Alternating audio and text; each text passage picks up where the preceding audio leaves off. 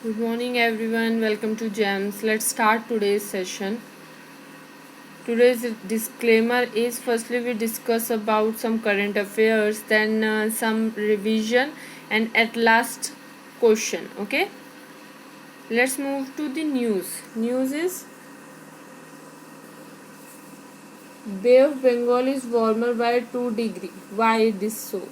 Okay, जो climate scientist हैं उन्होंने बताया है कि यास साइक्लोन के कारण जो टेम्परेचर है वो और वार्मर हो गया है। ठीक है, एज अ नॉर्मल, अगर हम नॉर्मल रिलेटिवली अगर हम कंपेयर करें नॉर्मल टेम्परेचर से अप टू 32 डिग्री। ओके, और ये अनएक्सपेक्टेड था मई में। ठीक है, ये जो साइक्लोन थे बे ऑफ बंगाल में, not unexpected, sorry.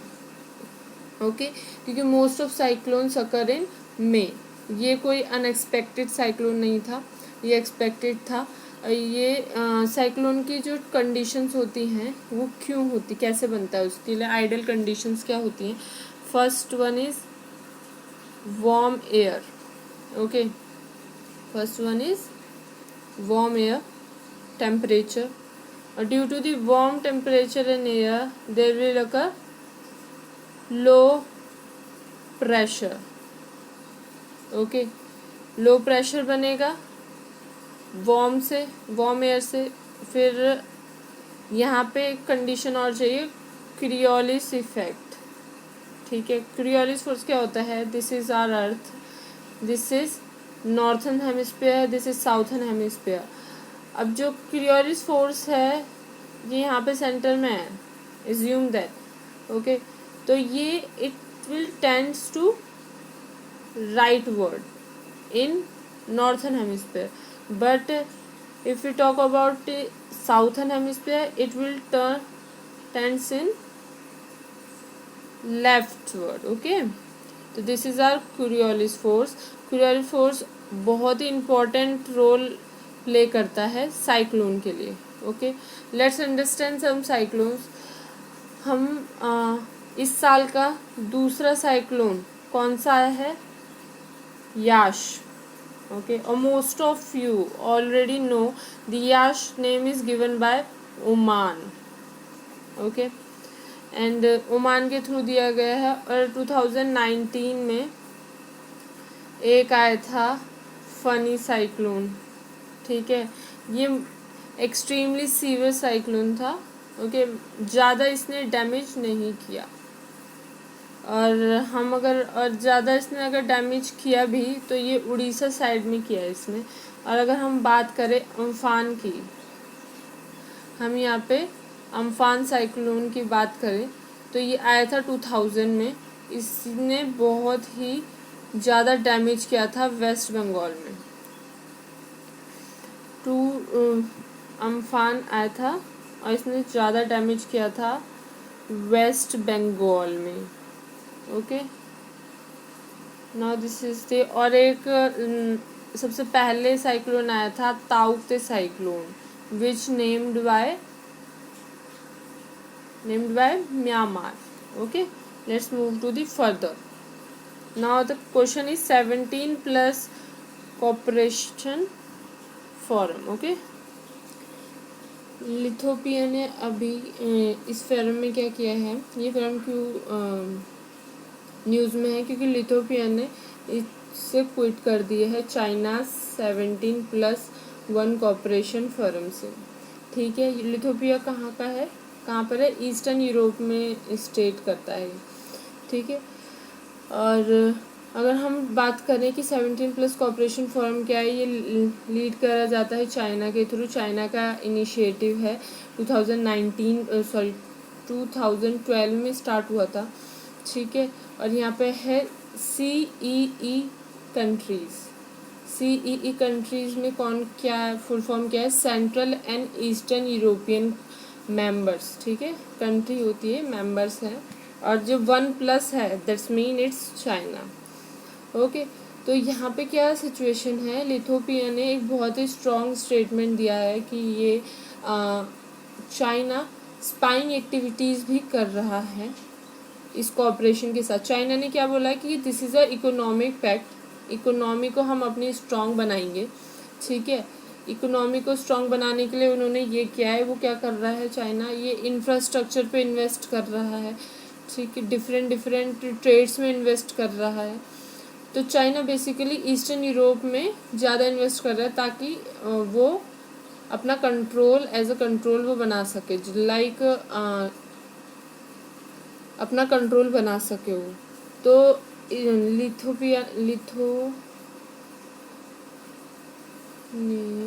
Wait a minute, इसने बहुत ही स्ट्रॉन्ग स्टेटमेंट दिया है कि चाइना स्पाइंग काम कर रहा है, स्पाई वर्क कर रहा है इसके साथ साथ, तो उसने इसे विड्रॉ कर लिया। Let's move to the further. This is a panel to defence offence of speech expressions, ठीक है। ये एक पैनल बनाया गया है स्पीच एक्सप्रेशन के रिगार्डिंग।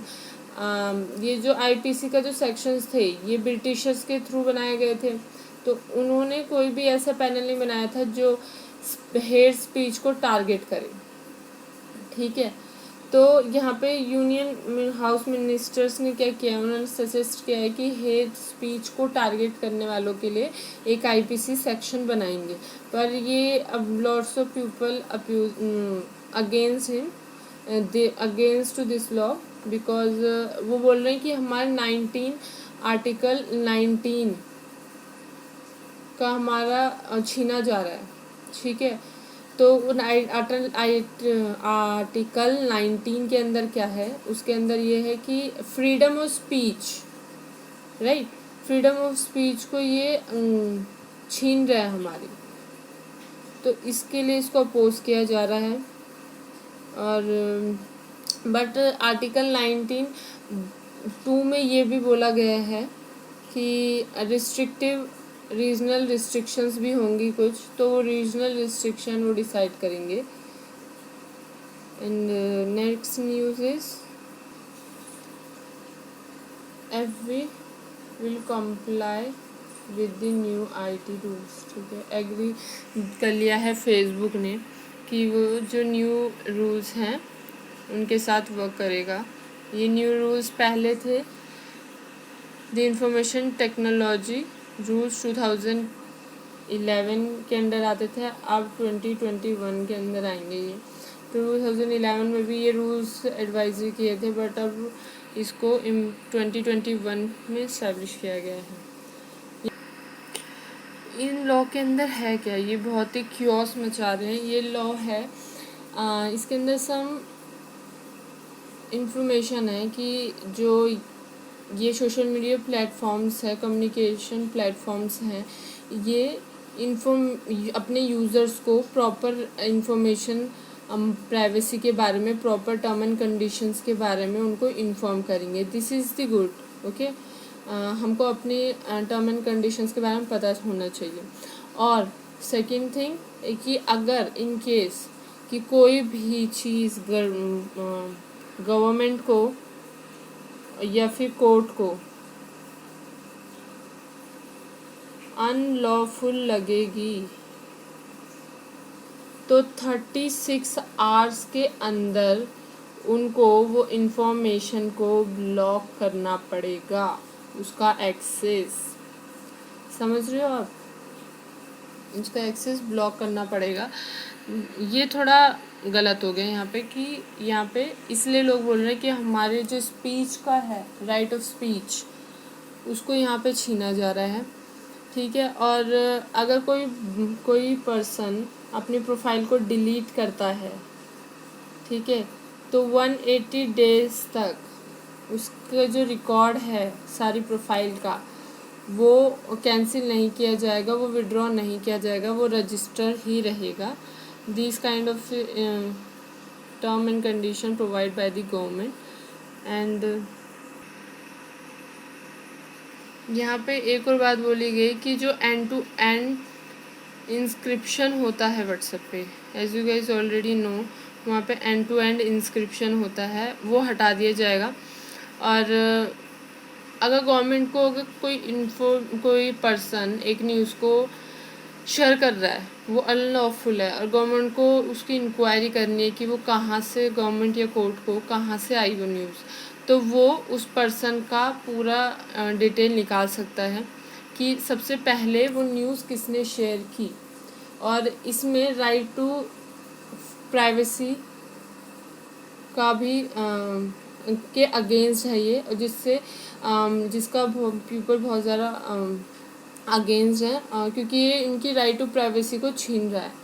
ठीक है, तो यहाँ पे एक सिचुएशन है, अगर कोई पर्सन आउट ऑफ कंट्री है और वो मैसेज सेंड कर रहा है, शेयर कर रहा है, अनलॉफुल है वो मैसेज, और कोई इंडिया का पर्सन उस मैसेज को शेयर कर देता है, तो जो सबसे पहला पर्सन उस मैसेज को शेयर करेगा उसको पकड़ लिया जाएगा बाय गवर्नमेंट कि उसने अनलॉफुल मैसेज भेजा, लोगों को भड़काने की कोशिश की।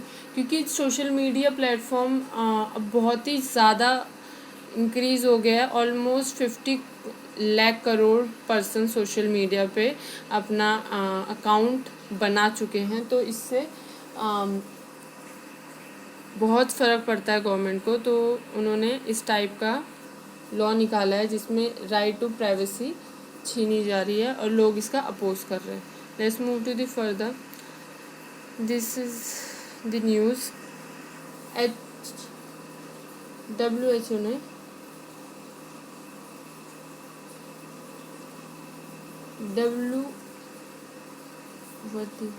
WHO ने हामी भर दी है कि वो कोवैक्सीन को जुलाई और सितंबर तक उसका पूरा रिपोर्ट दे देंगे कि वो यूज़ करने लायक है कि नहीं है।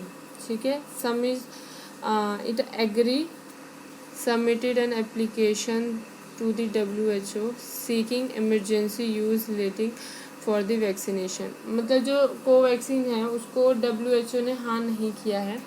ठीक है, जो भारत बायोटेक से बनी थी उसने WHO ने हाँ नहीं किया, बट जुलाई और सितंबर तक WHO ने कहा है कि वो इसको एग्री कर देंगे। Okay, let's move further. This is very amazing news. Cheetah to be reintroduce in India from Australia in November. ठीक है, चीता री इंट्रोड्यूस होगा नवंबर को। कहाँ पर? उत्तर प्रदेश में। कौन से नेशनल पार्क में? कूनो नेशनल पार्क में। ठीक है, आफ्टर इंडिपेंडेंस लाइक 1947 के बाद से इंडिया में चीता ख़त्म हो गए थे, तो अब उसको री इंट्रोड्यूस कर रहे हैं चीता को। चीता बहुत ही फास्टेस्ट एनिमल है। ठीक है, और इनके लिए एक रिजर्वेशन भी बनाया गया था एक्ट 1972, जिससे बहुत ही ज़्यादा हेल्प हुई है और इनको कंजर्व करने में आसानी हुई है। Okay, this is a positive news. Let's move further. NASA earth system observatory. ठीक है, ये नासा ने एक ऑब्जर्वेटरी सिस्टम स्टैब्लिश किया है with the help of India. ठीक है, इंडिया भी इसमें इंक्लूड है। ये इसमें climate changes, disaster, fighting forest fire, इन सब में एग्रीकल्चर, रियल टाइम प्रोसेसिंग, इन सब को ये फोकस करेगा और डिज़ाइन इन सब को ऑब्जर्व करेगा ये।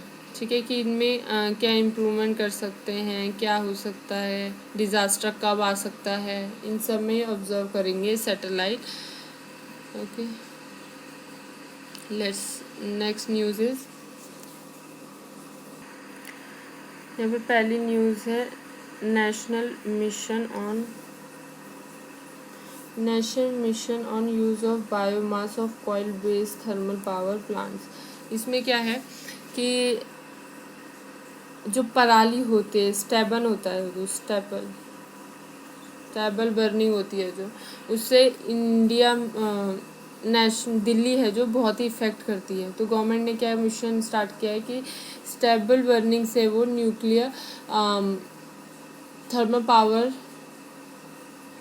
बनाएंगे। मतलब थर्मल जहाँ coal based thermal power plants होते हैं वहाँ पे यूज़ करेंगे ये स्टेबल बर्निंग से कार्बन रिड्यूस करने के लिए बायो मासेस को यूज़ करेंगे। Okay, in short coal based thermal plants में बायोमास का यूज़ किया जाएगा और बायोमास किससे बनेगा, पराली से। ठीक है, दिल्ली में बहुत ही एयर पोल्यूशन कम करने के लिए ये इनिशिएटिव लिया गया है। अब यहाँ पे सेकंड है, यहाँ पे काइसनूर फॉरेस्ट डिजीज़ है जो, वो उसके लिए जो पुणे की जो ICMR-NIV है, उन्होंने एक microchip based Truenat TMKP-KFD point of caring test निकाला है। ये डिज़ीज़ को हम मंकी फीवर भी कहते हैं। ये पहले मंकी में होता था, फिर मंकी से ट्रांसफॉर्म होके ह्यूमंस में आने लग गया। ये अभी तक ऐसा देखा नहीं गया है कि ये स्प्रेड होता है ह्यूमन टू ह्यूमन, बट इस डिज़ीज़ का ऐसा कोई प्रॉपर हमारे पास वैक्सीनेशन या फिर कोई एक प्रॉपर मेडिसिन नहीं मिली है अभी तक। और यहाँ पे India Israel agreement on agriculture corporation, Israel के बारे में आप बहुत कुछ जान लिया होगा। ठीक है, तो इंडिया और इज़राइल के बीच में एक एग्रीमेंट हुआ है, किसको लेके, एग्रीकल्चर कॉर्पोरेशन को लेके। ठीक है, first phase of MCA-21 version. यहाँ पे टाइपिंग आधी है, वेट अ मिनट। ओके, तो यहाँ पे लॉन्च है यहाँ पे। ठीक है,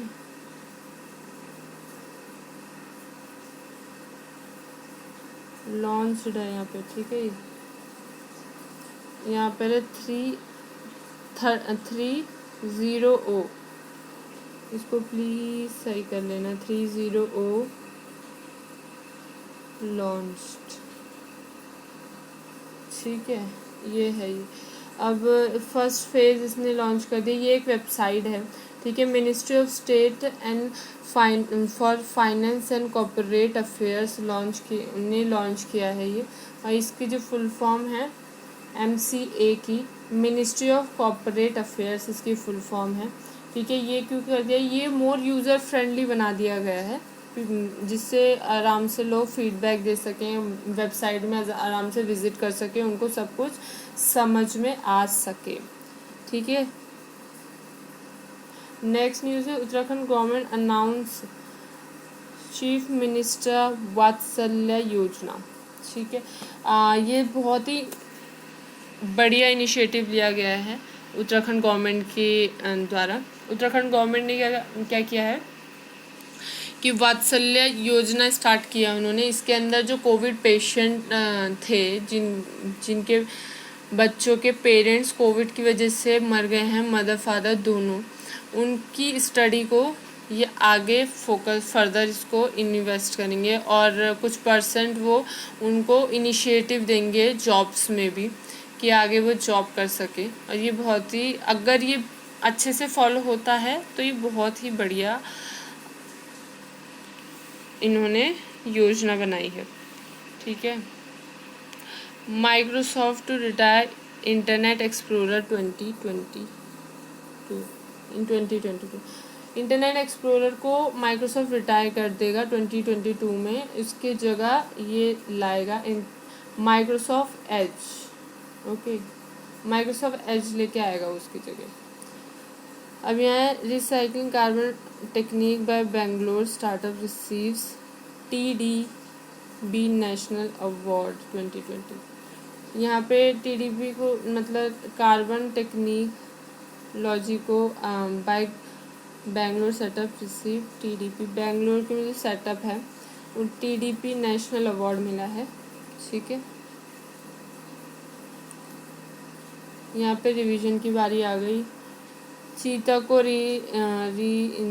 इंट्रोड्यूस किया जा रहा है कूनो नेशनल पार्क में, मध्य प्रदेश में। और नासा अर्थ सैटेलाइट ऑब्जर्वरी, ये इसमें इंडिया भी ने पार्टिसिपेट किया रखा है, तो ये वही देखेगा, ये ओशंस वगैरह को रिसर्च करेगा, क्लाइमेट को रिसर्च करेगा।